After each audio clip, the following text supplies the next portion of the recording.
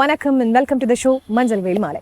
காலையில இருந்து ஈவினிங் வரைக்கும் ரொம்பவே பிஸியா போயிட்டு இருக்க நம்ம லைஃப்ல ஈவினிங்க்கு மேலேயாச்சும் கொஞ்சம் ஸ்ட்ரெஸ் ஃப்ரீயா ரிலாக்ஸிங்கா ஏதாவது ஒரு ஷோ இருந்தா பெட்டரா இருக்கும் அப்படின்னு ஃபீல் பண்றீங்களா? எஸ், அதுக்கான ஷோ தான் நம்மளோட மஞ்சள் வேல் மாலை ஷோ. வாங்க டைரக்டா ஷோக்குள்ள போயிடலாம்.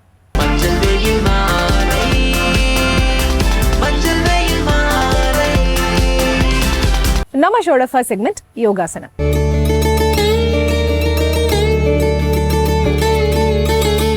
இன்னைக்கு பாத்தீங்க அப்படின்னா நோயற்ற வாழ்வும் குறையற்ற செல்வம் அப்படிங்கிற ஒரு பழமொழியை எல்லாருமே கேள்விப்பட்டிருப்பீங்க. ஆனா அந்த பழமொழிக்கு ஏற்ற மாதிரி இன்னைக்கு யாராலையும் வாழ முடியறது இல்லைங்க. எல்லாருக்குள்ளேயும் நோய் அப்படிங்கிற ஒரு விஷயம் நிறையவே நம்ம பார்த்துட்டு இருக்கோம்.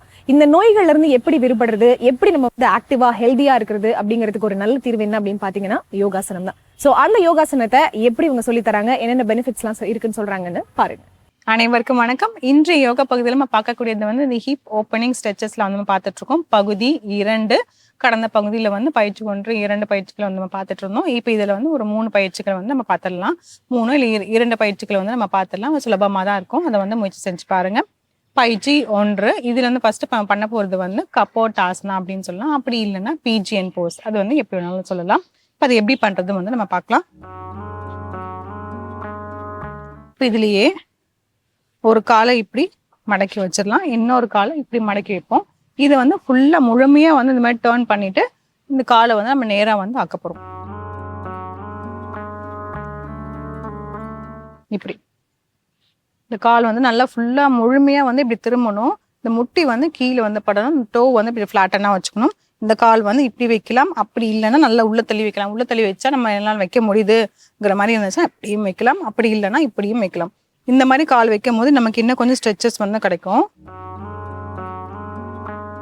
இதுலயே வந்து கை கொஞ்சம் நல்லா இப்படி பின்னோக்கி இப்படி கொண்டு வந்துட்டோம்னா இப்படி நல்லா வைக்கலாம்.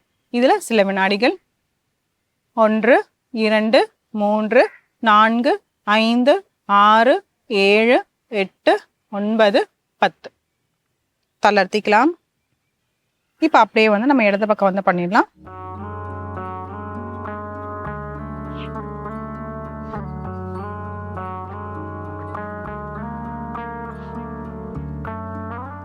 இந்த 7 வந்து இப்படி திருப்பி போட்டா எப்படி இருக்குமோ அந்த மாதிரி இப்படி வச்சு இப்படி வந்து நேரம் வைக்க போறோம். இந்த காலை வந்து முழுமையா வந்து இப்படி திருப்ப போறோம்.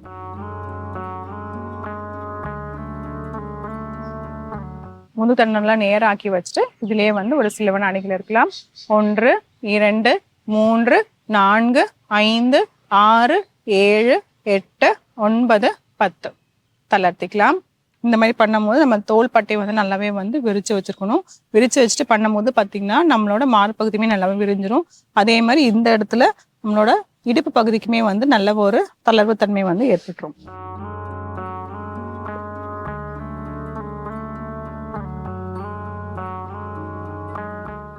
அடுத்த பயிற்சி 2 இதுல வந்து நம்ம பார்த்தோம்னா நம்ம பர்வதாசனா பண்ணிட்டு பர்வதாசனா வந்து ஒரு கால் மட்டும் நம்ம மேல் நோக்கி வந்து தூக்கி வைக்க போறோம். அது எவ்வளவு மேல் நோக்கி தூக்க முடியுமோ, எவ்வளவு நேரம் வைக்க முடியுமோ அந்த அளவுக்கு வைக்கும் போது பாத்தீங்கன்னா நம்மளோட இடுப்பு பகுதி நல்லாவே வந்து விரிவடைஞ்சிடும். அது இல்லாம பாத்தீங்கன்னா நம்ம கால்களுக்குமே வந்து நல்ல ரத்த ஓட்டம் அதிகமாக போகும். காலுக்கு வந்து நல்லாவே தளர்வாயிடும். இப்ப அது எப்படி பண்றதுன்னு பார்க்கலாம்.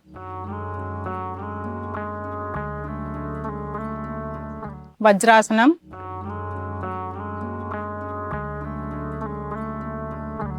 கைகள் முன்னோக்கி வச்சுட்டு பர்வதாசனா வந்துட்டு இதுல இருந்து வலது கால் மட்டும் நல்ல மேல் நோக்கி வந்து இப்படி தூக்க போறோம். சில வினாடிகள் 1, 2, 3, 4, 5, 6, 7, 8, 9, 10 அப்படியே வந்து நம்ம இடது காலை தூக்கிடலாம். 1, 2, 3, 4, 5, 6, 7, 8, 9, 10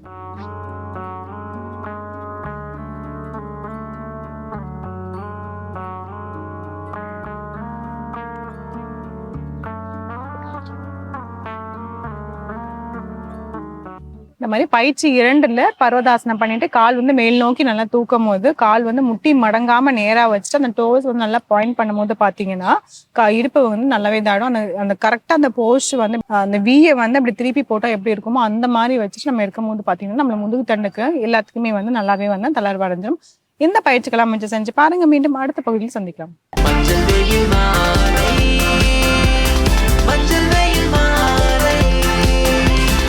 நம்ம ஷோட நெக்ஸ்ட் செக்மெண்ட் இங்கிலீஷ்ல பேசலாம்.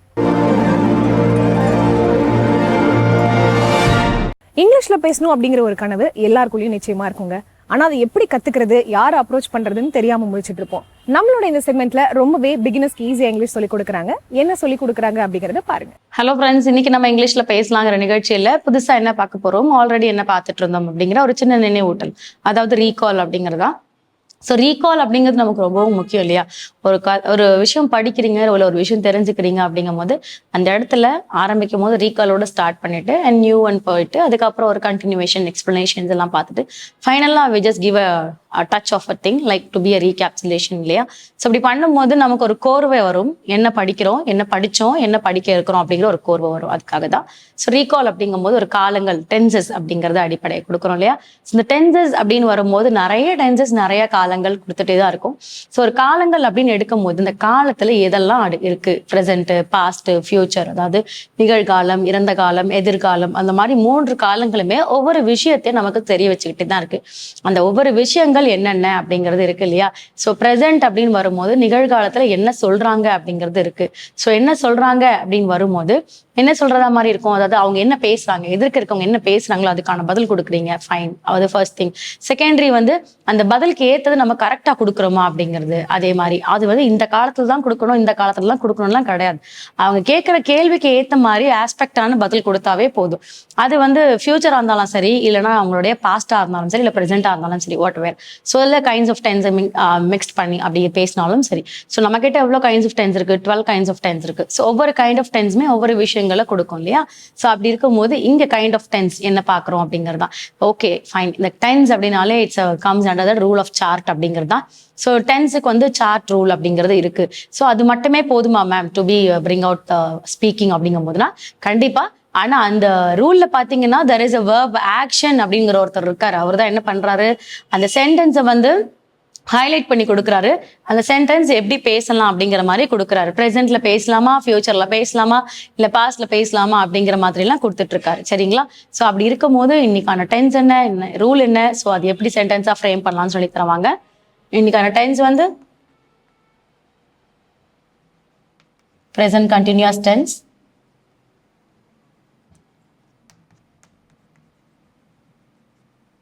இதுல பாசிட்டிவ் சென்டென்சஸ்,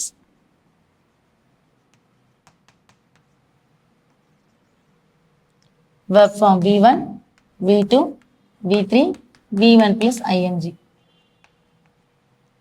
So V1 அப்படிங்கும் போது which is indicate present, V2 past, V3 past participle அப்படிங்கிறதான். ஸோ இங்க என்ன எடுக்கிறோம் அப்படின்னா ஃபிக்ஸ் அப்படிங்கிறது, V2 V3ங்கிறது வந்து ஃபிக்ஸ்டு. தென் V1 plus ing, ஃபிக்ஸிங். அதாவது ஃபிக்ஸ் அப்படின்னா பொறுத்துறது இல்லையா? ஸோ பொறுத்துறது அப்படிங்கும் போது அந்த பொறுத்துறதை எப்படி கரெக்டாக செய்யறோங்கிறது தான். சரி, அது ஓகே. அதே ஃபிக்ஸிங்கை சரி செய்யறது அப்படிங்கிறது, ஏன்னா ஃபிக்ஸ் பண்ணிட்டோம்னா அது வந்து ஒர்க் ஆகுதுன்னும் போது சரி செய்யறதுன்னு சொல்லலாம். சரிங்களா? ஸோ அப்போ பொறுத்துதல், சரி செய்தல், அந்த மாதிரி சொல்லக்கூடியது ஃபிக்ஸ், ஃபிக்ஸ்டு, ஃபிக்ஸிங் என்ற verb form. Then subject IV, you, he, she, they, it. So இவங்க எல்லாருமே சப்ஜெக்ட்ஸ்ல வராங்க. அண்ட் ரூல், ப்ரெசன்ட் கண்டினியூஸோட ரூல். ஸோ எப்படி ரூல் கொண்டு வரலான்னு சப்ஜெக்ட். ஸோ கண்டிப்பா என்ன பண்ணுவாங்க, ஒரு ரூல் அப்படின்னு வரும்போது சப்ஜெக்ட் ஷெல் ஸ்டார்ட் அப்படிங்கிறதான். தென் இஸ், ஆம், ஆர் அப்படிங்கிறத present form. then V1 plus ing, action, verb 1 plus ing இல்லையா? and plus object அப்படிங்கிறது. ஸோ சென்டென்ஸ்ல ரூல் வந்து ஃப்ரேம் ஆயிடுச்சு. அண்ட் யாருக்கு யார் பொருத்தம் அப்படிங்கிறத நம்ம எழுதணும் இல்லையா?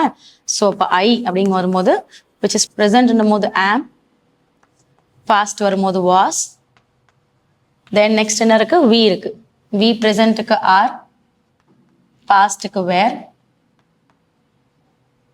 you வந்து ப்ரெசென்ட்டுக்கு ஆர், பாஸ்ட் வரும்போது வேர், தென் he ப்ரெசென்ட்டுக்கு இஸ், பாஸ்ட்டுக்கு வாஸ், ஷீக்குமே வந்து ப்ரெசென்ட் வந்து இஸ், past வந்து was, and they, present are, past வந்து were, then it is and was. So இப்போ ப்ரெசன்ட் என்ன பாஸ்ட் என்ன யாருக்கு யார் ஃபிக்ஸிங் அப்படின்னு சொல்லியாச்சு. தென் சென்டென்ஸ் எக்ஸாம்பிள். ஸோ ஃபிக்ஸ் பண்ணுறாங்க இல்லையா. ஸோ அப்போது ஹீ ப்ரெசன்ட் அப்படிங்கிறதுனால இஸ் தான் நம்ம எடுக்கிற மாதிரி இருக்கும். ஹிஸ் verb 1 + ing வந்து fixing. His fixing his bicycle. So he is fixing his பைசைக்கிள்னா அவனுடைய சைக்கிளை வந்து அவன் என்ன பண்ணிட்டு இருக்கான், ஃபிக்ஸ் பண்ணிக்கிட்டு இருக்கான், இல்லை அதாவது சரி பண்ணிக்கிட்டு இருக்காங்க இல்லையா. ஸோ அப்போ அவன் யாருடைய அப்படிங்கிறத சொல்றதுனால தான் ஹிஸ், அவனுடைய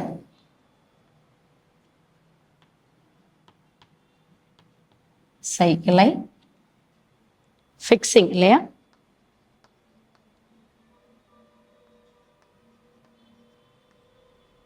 சரி செய்து கொண்டிருக்கிறான்.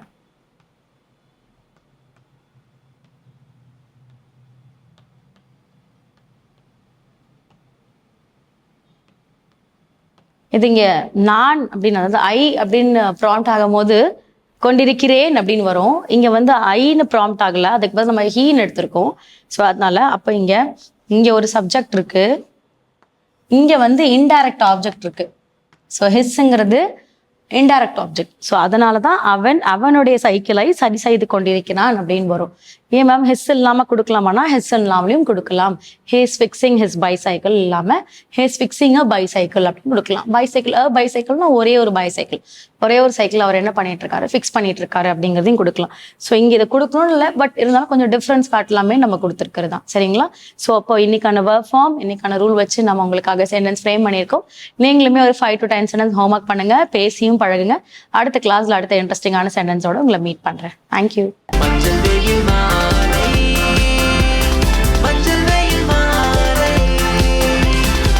நம்ம ஷோட நெக்ஸ்ட் செக்மெண்ட் தெரிந்து கொள்வோம்.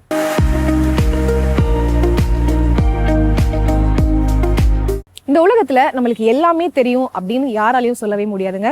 ஒவ்வொரு விஷயமும் நமக்கு புதுசு புதுசா தெரிஞ்சுக்கிறதுக்கு தினமும் இருந்துட்டே தான் இருக்கும். அந்த வகையில இன்னைக்கு நம்ம பார்க்க போற அந்த புது தகவல் என்ன அப்படிங்கறத பார்க்கலாமா? வாங்க. வசந்த் டிவி ரசிகர்களுக்கு வணக்கம். இன்னைக்கும் நம்மளுடைய தெரிந்து கொள்வோம் நிகழ்ச்சியில தெரியாத பல விஷயங்களை தான் தெரிஞ்சுக்க போறோம். நம்ம எல்லாருக்குமே புரோட்டீன்றது ரொம்ப அவசியம். ஒரு மனிதனுடைய வளர்ச்சிக்கே புரோட்டீன் ரொம்ப அவசியமா இருக்கு. ஏன்னா அந்த புரோட்டீன் மட்டுமே தான் நம்மளுடைய போனுக்கு தேவையான கால்சியம்ஸ் எல்லாத்தையுமே தனித்தனியா பிரிச்சு கொடுக்கும். நம்மளுடைய சதை வளர்றதுக்கான ரீசனும் அந்த புரோட்டீன் அப்படின்னு சொல்லலாம். இந்த புரோட்டீன் ரொம்ப அதிகமா இருக்கிறது எதுல அப்படின்னா, நம்ம எல்லாருமே சிக்கனை கொண்டு போவோம், இல்ல நிறைய ராவான நான்வெஜ்ஜஸ் எல்லாம் அப்படியே எடுத்துட்டு வந்து ஃபுல்லா ஃப்ரை பண்ணி சாப்பிட்றது, ஆயில் ஊத்தாம டோஸ்ட் பண்ணி பாபிக்கு பண்ணி சாப்பிட்றது, இதெல்லாம் ரொம்ப நல்லது, இதுலதான் அதிகமான புரோட்டீன் இருக்கு அப்படின்னு நம்ம நினைச்சுக்கிட்டு இருக்கோம். ஆனா இதை விட அதிகமான புரோட்டீன் இருக்கக்கூடிய ஒண்ணு அப்படின்னா அது வெட்டுக்கிளி தான். உதாரணத்துக்கு ஒரு 35-40 நம்ம இப்ப புரோட்டீன்லாம் சாப்பிட்டு இருக்கக்கூடிய உயிரினத்துல இருக்கு அப்படின்னா, இன்செக்ட்ஸ் அதாவது பூச்சிகள்ல அந்த உயிரினத்தை விட ரொம்ப அதிகமான புரோட்டீன் இருக்கு அப்படின்னு சொல்றாங்க. உதாரணத்துக்கு வெட்டுக்கிளிலாம் பாத்தீங்கன்னா அங்க 35 அப்படின்னா வெட்டுக்கிளியில 70 இருக்கும். அதனால வெட்டுக்கிளியில புரோட்டீன் சத்து ரொம்ப அதிகமா இருக்கிறதுனாலயே வெளிநாடுகள்ல, குறிப்பா இந்த சைனா மாதிரியான இடங்கள்ல, சைனா, ஜப்பான் இங்கெல்லாம் பார்த்தோம்னா இந்த வெட்டுக்கிளியை வறுத்து சாப்பிட்றதே ஒரு வேலையா வச்சிருக்காங்க.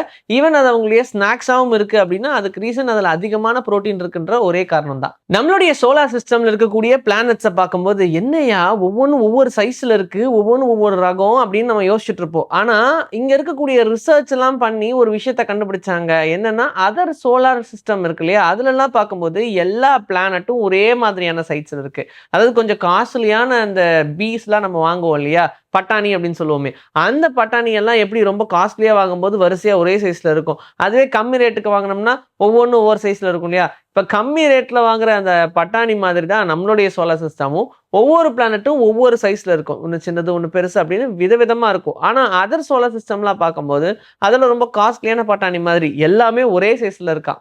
எல்லா பேர்டுமே முட்டை போடும் அப்படின்றது நமக்கு தெரியுங்க. அந்த பறவைகள்ல முட்டை போடக்கூடிய அந்த பறவையுடைய சைஸ் அப்படின்னு பார்த்தோம்னா அந்த முட்டை ரொம்ப சின்னதா இருக்கும், பறவை ரொம்ப பெருசா இருக்கும். ஆனா கிவி அப்படின்ற ஒரு வகையான பேர்டு மட்டுமே அதோடைய முட்டையை போட்டுச்சுன்னு வச்சுக்கோங்க, அது ரொம்ப ரொம்ப பெருசா இருக்கும். கிட்டத்தட்ட அந்த அம்மாவுடைய பாதி சைஸுக்கு அது முட்டை போடும் அப்படின்னு சொல்றாங்க. அந்த அளவுக்கு ரொம்ப பெரிய சைஸா இருக்கும் அதோடைய முட்டை. ஏன் இப்படி போடுது அப்படின்னா அதோடைய தனித்துவம். எல்லா பறவைகளை விட இந்த கிவி பறவையோடைய முட்டை மட்டும் ரொம்ப பெருசா வரும் அப்படின்னு சொல்றாங்க. அந்த பெருசா இருக்கிறதுக்கான ரீசன் என்னன்னா அதோட சைஸ் ரொம்ப சின்னதுதான், பட் அது ரொம்ப நியூட்ரிஷன் அதிகமா இருக்கும் அந்த முட்டையில அப்படின்னு சொல்றாங்க. அதன் காரணமா கரெக்டா போய் அந்த போன்ல ஃபிக்ஸ் ஆயிரும். எடுத்தோம்னா பாதி சைஸுக்கு முட்டை இருக்கும், பாதி சைஸுக்கு அந்த பறவை இருக்கும். ஆனா அந்த முட்டையை கம்பேர் பண்ணும்போது இந்த பறவையில இருந்தா வந்துச்சு அப்படின்னு எல்லாருமே கன்ஃபியூஸ் ஆகிற மாதிரியான ஒரு முட்டை சைஸ் தான் வச்சுக்கோங்களேன். மீதம் இருக்கக்கூடிய பறவைகளெல்லாம் கம்பேர் பண்ணும்போது அந்த முட்டையை விட 6 மடங்கு இந்த கிவியோடைய முட்டை ரொம்ப பெருசா இருக்கும் அப்படின்னு சொல்றாங்க. ஜூலை 20, 1969 இப்பதான் நீல் ஆம்ஸ்ட்ராங் முதல் முறையா கால் எடுத்து வச்சாரு நிலாவுல. எல்லாருமே ஒரு பெரிய பேச்சு பொருளாக்குனாங்க. இது வரைக்கும் முதல் மனிதன் காலை நிலால வச்சது இவர் தான்ப்பா அப்படின்ற மாதிரியான ஒரு சரித்திரத்தையே இவர் வச்சிருக்காரு இல்லையா. இவருடைய ஷூ பிரிண்ட் இன்னுமே நிலால தான் இருக்கு. அந்த ஷூ பிரிண்ட் அழியறதுக்கு தோராயமா ஒரு 10 கோடி வருஷத்துக்கு மேல ஆகும் அப்படின்ற மாதிரி தான் கணிச்சிருக்காங்க. ஏன்னா அந்த இடத்துல காத்தே கிடையாது, அங்க இருக்கக்கூடிய மண்ணெல்லாம் அப்படியே டெபாசிட் ஆன மாதிரியே இருக்கும். அப்போ அவர் வச்ச அந்த காலச்சு இப்ப வரைக்கும் இருக்கு அப்படின்றது யாராலையும் மறுக்க முடியாத ஒரு விஷயம் தான் சொல்றாங்க. இதுக்கு அடுத்தடுத்தது யாராவது நிலாவுக்கு போயிட்டு வந்தாங்கன்னா அவர் அச்சு இருக்கா இல்லையான்னு பார்த்து சொல்லலாம். பட் இப்போ வரைக்கும் அவங்க அதை மானிட்டர் பண்ணிட்டே இருக்காங்க. டோட்டல் நிலாவையும் மானிட்டர் பண்ணும்போது அதையும் சேர்த்து பார்த்துட்டு இருக்கிறதா சொல்றாங்க. நேஷனல் ஆந்தம் இதை நம்ம சொன்ன உடனே எல்லாருமே எந்திரிச்சு நின்றுணும் அப்படின்ற ஒரு மைண்ட் செட் வந்துடும். ஏன்னா அந்த அளவுக்கு நம்மளுடைய கண்ட்ரிக்கு நம்ம மரியாதை கொடுக்குறோம் அப்படின்றதா உண்மை. இப்படி இருக்கும்போது அந்த நேஷனல் ஆந்தம் எத்தனை பேருக்கு ரொம்ப ப்ராப்பரா தெரியும் அப்படின்னு கேட்டா நிறைய பேருக்கு தெரியாது. ஈவன் ஸ்கூல் டேஸ்லயுமே அதை நம்ம கோத்ரூ பண்ணியிருப்போம். அதை நம்ம படிச்சு கரெக்டா பாடணும் அப்படின்ற எண்ணம் கூட நமக்கு வந்ததில்லை. ஏன்னா அதை நம்ம ஒரு சப்ஜெக்டா எடுக்கவே கிடையாது. அது பாட்டுக்கு ஓடும், நம்ம பாட்டுக்கு நிற்போம் அப்படின்ற மாதிரி ஒரு பக்கம் நின்றுகிட்டு இருப்போம். இதெல்லாம் புரிஞ்சுக்கிட்ட ஸ்பெயின் கவர்மெண்ட் என்ன பண்றாங்க, அவங்களுடைய நேஷனல் ஆந்தம்ல டோட்டல் வேர்ட்ஸையுமே கட் பண்ணி தூக்கிட்டு வெறும் மியூசிக் மட்டும்தான் அப்படின்னு சொல்லிட்டாங்க. அவங்களுடைய எண்ணமே இந்த நேஷனல் ஆந்தம்க்கு ரெஸ்பெக்ட் கொடுக்கணும். அதனால எந்திரிச்சு நின்று வெறும் அந்த மியூசிக்கு ஹம் பண்ணா போதுமே தவிர்த்து அதோடைய லிரிக்ஸ் உங்களுக்கு தெரியணும்னு அவசியமே இல்லை. ஏன்னா அதுல லிரிக்ஸே கிடையாது. இந்த மாதிரி ஒரு விஷயம் அப்படின்றது இந்த உலகத்திலேயே ஸ்பெயின் கவர்மெண்ட் மட்டும் தான் பண்ணியிருக்காங்க. அவங்களுடைய நேஷனல் ஆந்தம்ல முழுக்க வெறும் மியூசிக் மட்டும் வச்சு. இன்னைக்கு நம்மளோட மஞ்சள் வெயில் மாலை ஷோல பார்த்த ஒவ்வொரு செக்மெண்ட்லயும் உங்களுக்கு யூஸ்ஃபுல்லான, இன்ஃபர்மேட்டிவான, இன்ட்ரெஸ்டிங்கான நிறைய விஷயங்கள் இருந்திருக்கும் அப்படின்னு நம்புறேன். இதே மாதிரி ஒரு வண்டர்ஃபுல்லான எபிசோட மீண்டும் சந்திக்கலாம். Until then, it's bye from Farida and மஞ்சள் வெயில் மாலை டீம்.